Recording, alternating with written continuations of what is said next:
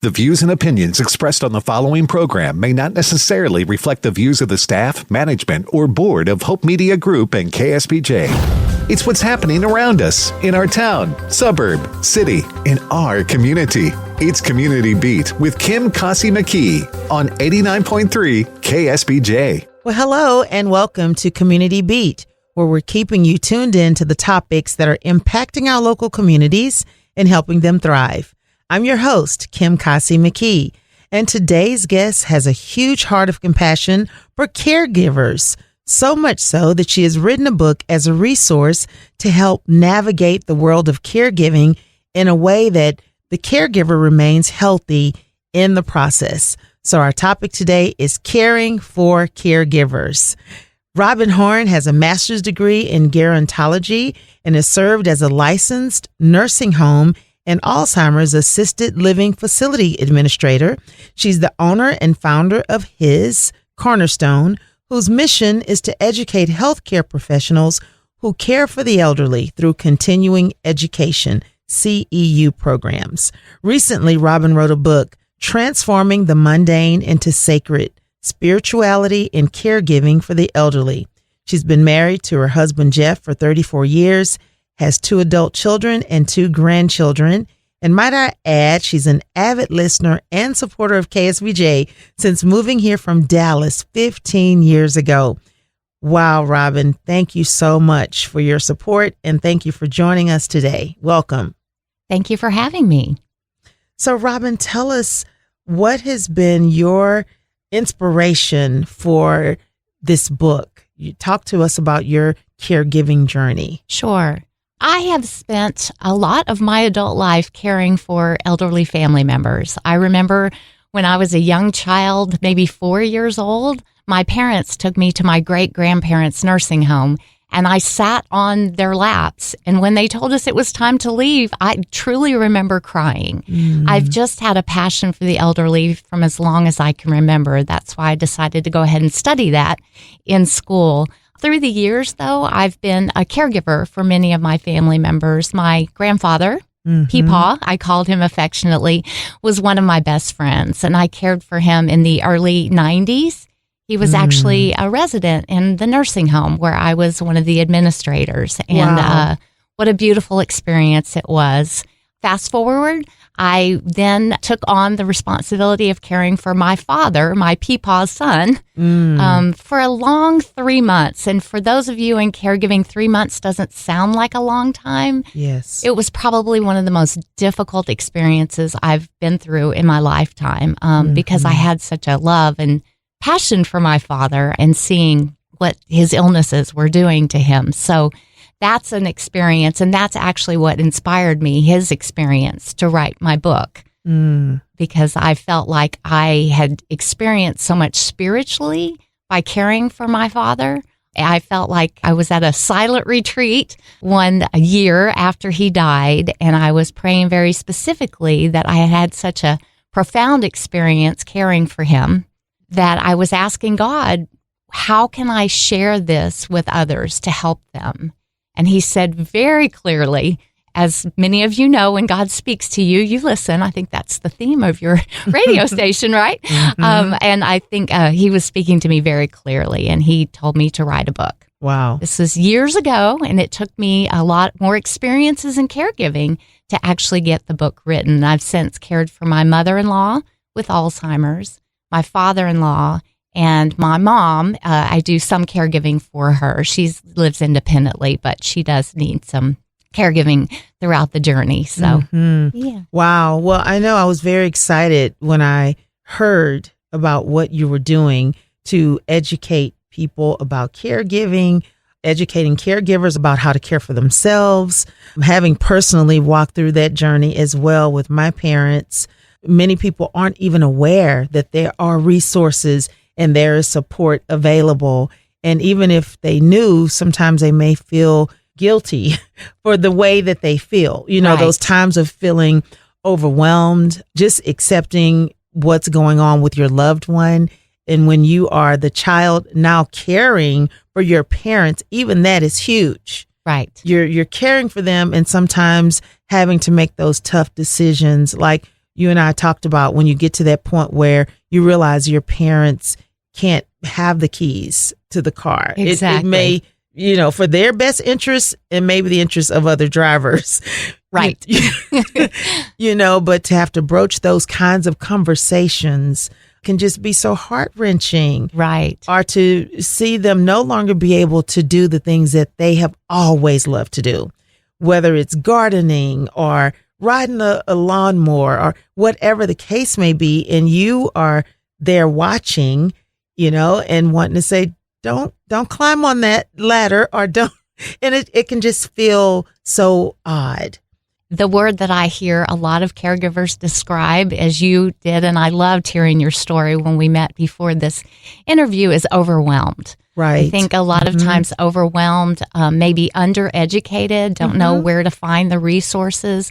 But I think the overwhelming part, we call that in the industry identity crisis. Maybe some of your listeners have heard of this, but it's a phenomenon that we realized that I was always my dad's daughter. Yes. And all of a sudden I became the one taking care of him. And so the roles reversed. Yes. And we have to accept that, first of all, and then figure out ways. And again, that's one of the reasons that I share my story in my book, is to look at the ways spiritually we can rely on that, as well as ways to find the resources that we need.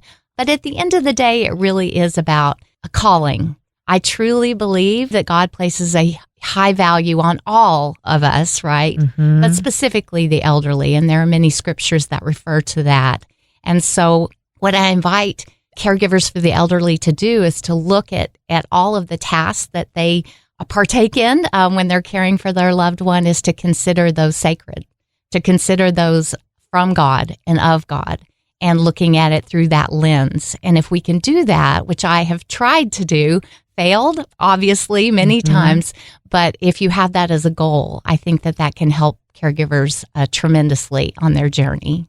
Sure. What are some of those things you say to a person who's on that journey of caregiving? How can the spiritual component be a strength and a support to them? Right. The thing that I have learned, especially in caring for my dad along the way, was looking at very first thing is beginning your day with God. I don't know that I was as consistent with that before I started that caregiving journey, but I truly and realized that there was no way I was going to get through, again, that very difficult 3 months without that. Not only that did I learn beginning your day with God, but to actually spend time with God throughout the day. I learned that I could about to walk into a room to make a major decision on whether he was going to go to a nursing home or a rehab facility. And before I opened the door to that hospital room, I would pray. Yes. God, help me to make the right decision. Give me the wisdom to know what's best for him. And because of that, I felt like I had a partner in my caregiving experience. And then finally, what I learned, and I do this to this day in my own life, is to look for God throughout the day. I know that he speaks to us individually the way that we hear him. And I have personally learned to look for him in specific ways because he knows my personality. He knows where I'm going to be looking for him. And so I think that's real important, whether it's a butterfly flying across your path or sometimes one day I was walking and I saw an elderly couple sitting on a bench, just talking and holding hands. And to me, that's God. That's God reminding us that he's there and he's reminding us of our purpose and what we're doing. So, wow, that's beautiful. Speaking of prayer, the prayer component, I'm thinking of those times that I would always take advantage of the opportunity to pray with my parent. If they were praying or singing a hymn, I'm going to get with them.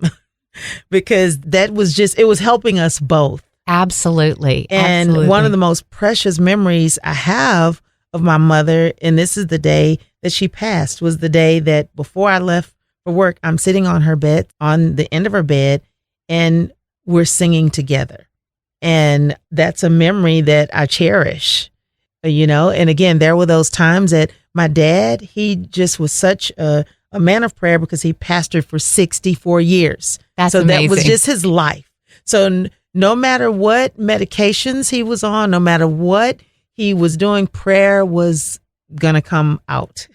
And so there would be those times that I'm going in there and I'm gaining strength from hearing him pray and would just join right in, and say, wow, Lord, thank you for that. This is helping me to stay on my feet. Right. To just be there. My father was a pastor as well. And so we related on that note. And I felt similar to that when I would walk in and he would be reading his Bible. Yes. I have a story in my book where he asked me for a piece of gum one time, and because of his illnesses, he was not allowed to have anything by mouth, much less a piece of gum. So of course I snuck it to him. Right. And of course. he didn't chew it right then, but he put it in his Bible. And later, when I found his Bible, it had been in the 23rd Psalm. He specifically had placed that piece of gum. That was a marker for him. Exactly. And so that told me that he had been focusing on that psalm, walking through the valley, not necessarily knowing what that valley was going to bring in the end, but he knew that God was with him in the valley. And often it's so rewarding when the one that you're providing care for has that belief system and is a spiritual being as well. So, and as you're saying, it really is an opportunity for us to draw closer to the Lord and to be, his strength is made perfect in our weakness. And Absolutely. So even more so, we need that strength from the Lord. I think about those times of pulling into the driveway and you're not knowing what you're going to see. Right. So you just sit there for a minute and collect yourself and take a deep breath and say, okay, God, help me. Just help me for whatever I need to see, whatever I need to do. And so you are absolutely right. It's such a spiritual journey because we find ourselves just literally leaning on God like never before. Right. One of the scriptures that I actually heard this morning before I came to do this interview, is Joshua 1:9, which is be of good courage, and I'm with you wherever you go. And I rely on that a lot to know, again, he's my partner in this caregiving journey. So what are some of the major themes you cover in the book? The one theme that I cover besides beginning your day in prayer, I have one on from stress to blessed. All right. And I think that is one that caregivers can really resonate with. I talk about how we can spiritually transform from stress to blessed, but also some very practical solutions and things that we can look for from my caregiving experience professionally in working with the elderly professionally. So I go through a variety of different ways. One of the main themes of that is for the caregiver to care for themselves. Okay. That's the first and foremost. Many of us are familiar with Lisa Gibbons, the television host as well as an author, and she talks about putting your oxygen on first when you're in an airplane, that when that oxygen drops down, you must put your oxygen on first, because if you don't, then you can't take care of the child or the person that's sitting beside you. You don't have it within you to be able to do that. So that's really the theme of that, is to take care of yourself. I'm an advocate for respite. And this is a word that maybe a lot of people have not heard of before. Retreat, get away, that's a formal definition. But in the caregiving realm, we talk about respite in allowing yourself to get away, however you can do that. I have a quick story. And without guilt. And without guilt. And without guilt.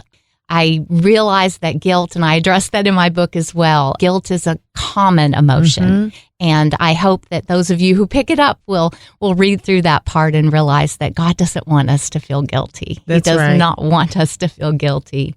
But I have a quick story. In my Alzheimer's facility, we had a daycare program, which meant that a wife could drop her husband who had Alzheimer's off at our facility for the day, and we would care for them, and that's respite, so that the wife can go and do some things and know that her husband is in good care.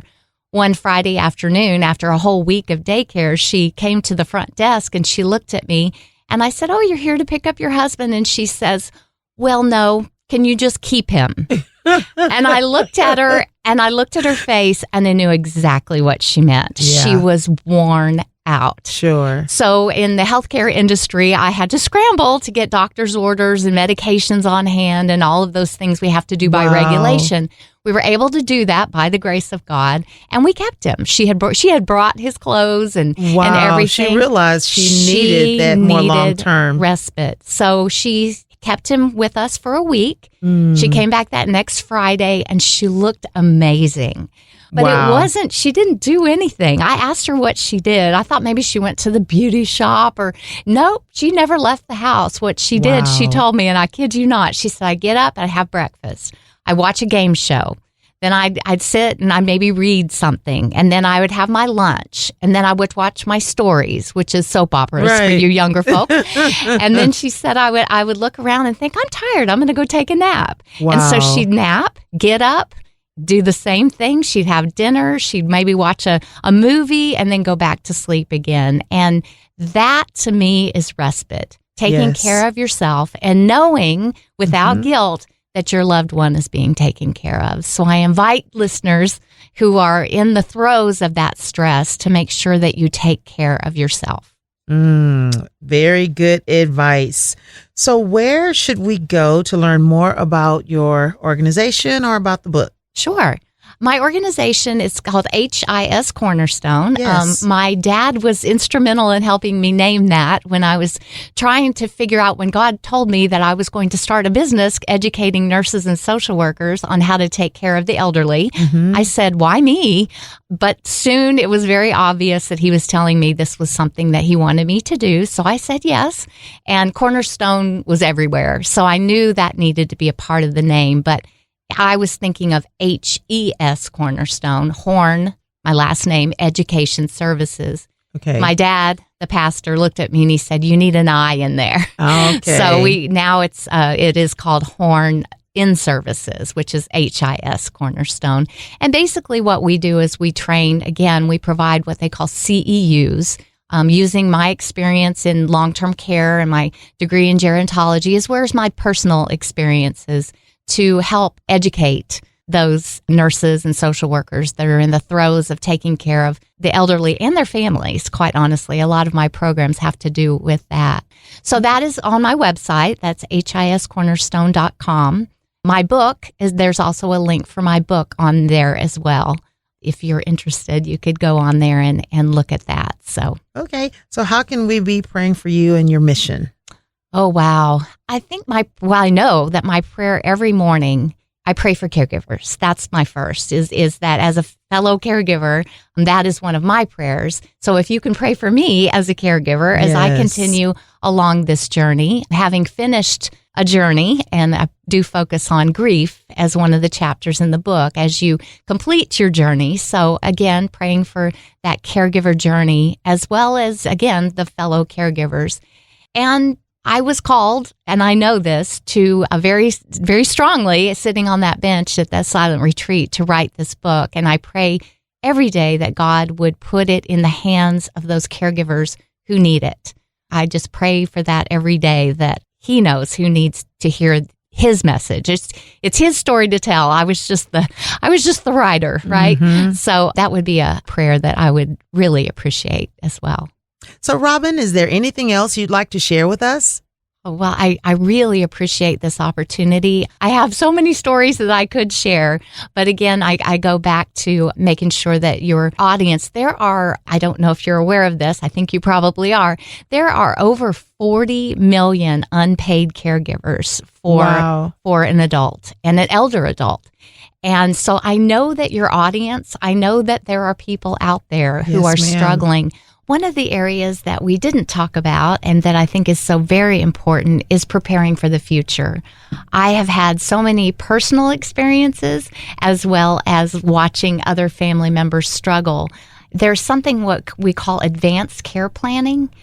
And that's so important to look at that and see what the wishes are of your loved one. So often, my famous cliche, the one I use all the time, is caregivers don't know what they don't know until they're in the throes of the caregiving. And if your loved one loses the ability to share information with you about what they expect as their illness progresses, or even after they pass away, I think it's important that we have those discussions. There is a project that I just love, and I refer people to this all the time. It's called the Conversation Project. You can Google that. It's the Conversation Project. And it talks and explains to caregivers how they can start the conversation, because it's very difficult. It's very difficult to talk about whether you want a feeding tube or not, or whether you want a do not resuscitate order. Or your advanced care planning can be something as simple as the song that you want sung at your funeral. And I think we talked about what your funeral celebration should look like. And so all those are a part of advanced care planning. And then along those lines is looking into understanding these terms of what palliative and hospice care are. I think people are afraid of those, and I am a complete advocate. I have utilized those services personally with my father-in-law, as well as worked with hospice agencies throughout my long career in long-term care.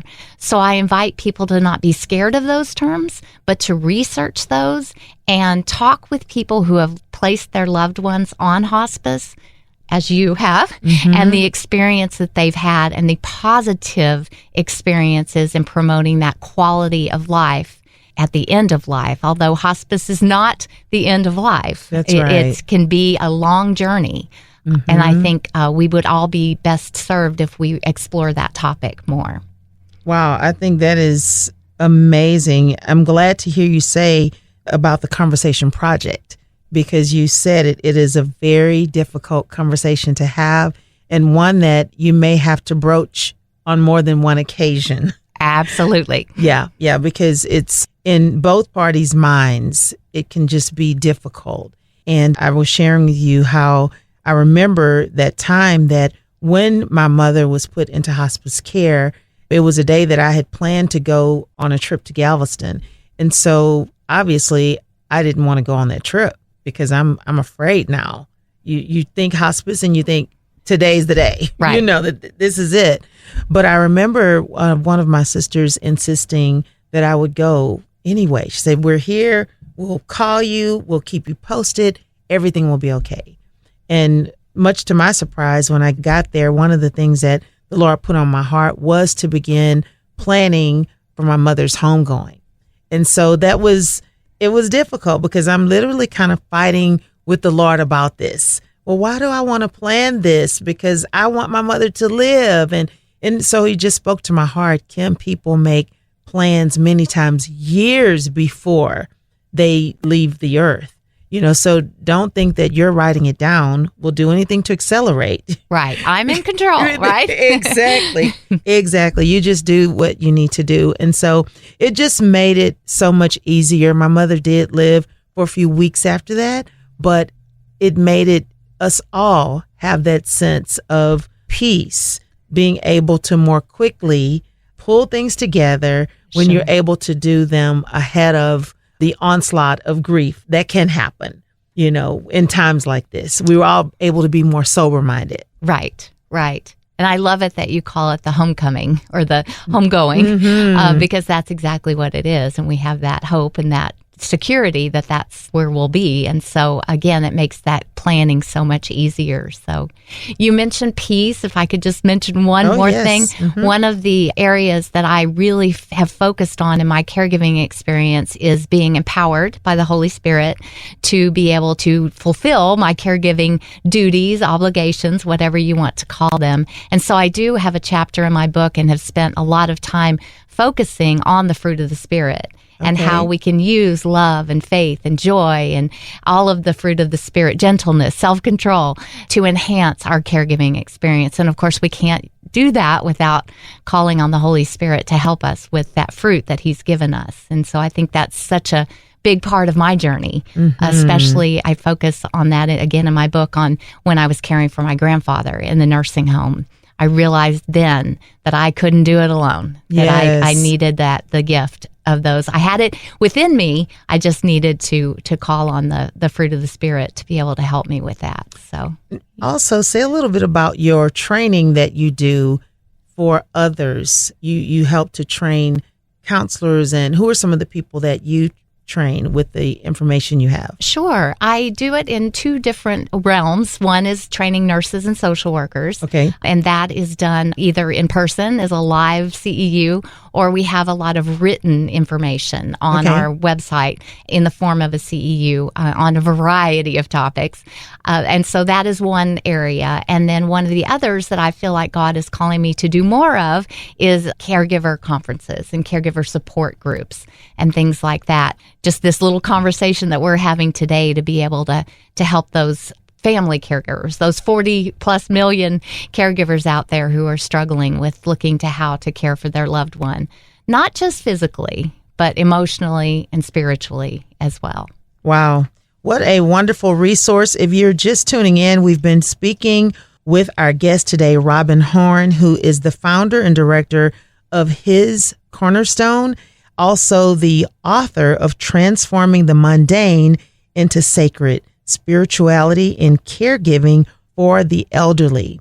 What an enlightening conversation this has been. If you are a caregiver or you know someone who is, what a resource Robyn is through the information that she has shared and that she also shares in her book. So Robyn, I just want to say thank you to you for this resource and just for your compassion to recognize the need to empower the caregivers so that they don't themselves become ill, or because I have seen those kinds of situations where the person that's caring for someone else, because they're not caring for themselves, can have some health issues to deal with.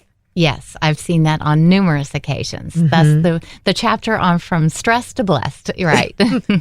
There you go. So again, we just want you to know that there are resources available. She also mentioned a resource conversation project that you can find online that just helps to guide us through those difficult conversations that we do well to have with our loved ones while we're both soundness of mind. And can have those conversations. And so, Robyn, anything else you'd like to leave with our guests who are listening and who are in that journey of caregiving? I just am talking directly to those caregivers. As a fellow caregiver myself, just hang in there. Hang in there and know that you are doing God's work. It's a ministry. You're taking care of God's beloved generation.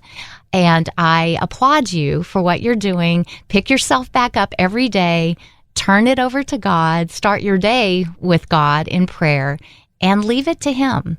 And He will show you the way, as I have seen on numerous occasions, not only in my own caregiving experience, professionally and family caregiving, as well as I have seen it in so many others. So again, I applaud you and thank you for what you're doing. And thank you for what you're doing, Robyn. Thank you so much for joining us today. And again, to learn more about the educational services that Robyn provides or about her book, Transforming the Mundane into Sacred: Spirituality and Caregiving for the Elderly, you can go to hiscornerstone.com. That's hiscornerstone.com. As always, thank you to our wonderful audience for joining us. Special prayers and kudos to our caregivers, the 40 million that are out there. Just know that God loves you and He sees you and He's there to give you what you need. And we hope you'll join us again next week on another edition of Community Beat. I'm Kim Kasi McKee on 89.3 KSBJ. Thanks for joining us for Community Beat with Kim Kasi McKee. Join us every Saturday morning at 5:30 on 89.3 KSBJ.